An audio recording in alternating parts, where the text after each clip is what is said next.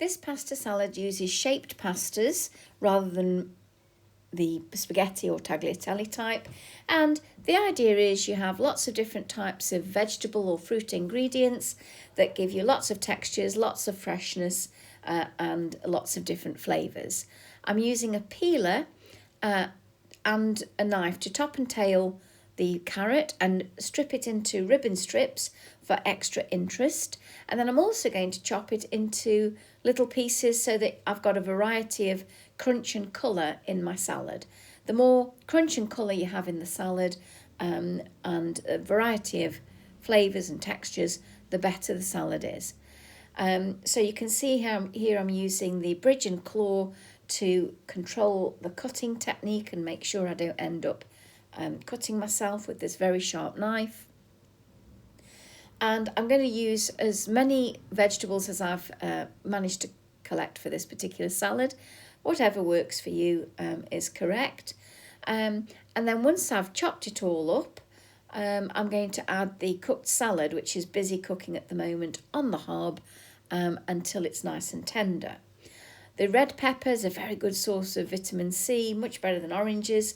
And I've chopped everything quite finely and different shapes so that it adds interest.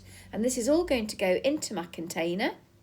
I could add protein to this as well and make it a complete meal, but this is going to be a side dish. If I was going to make it a complete meal, I would add maybe things like chopped cheese, chopped ham, chopped cooked sausages, chopped cooked chicken.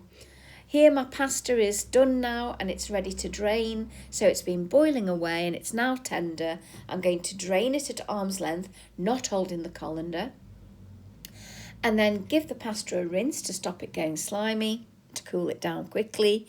And drain it over the same saucepan that it was boiling in, making sure that the saucepan doesn't go on any plastic parts on my work area.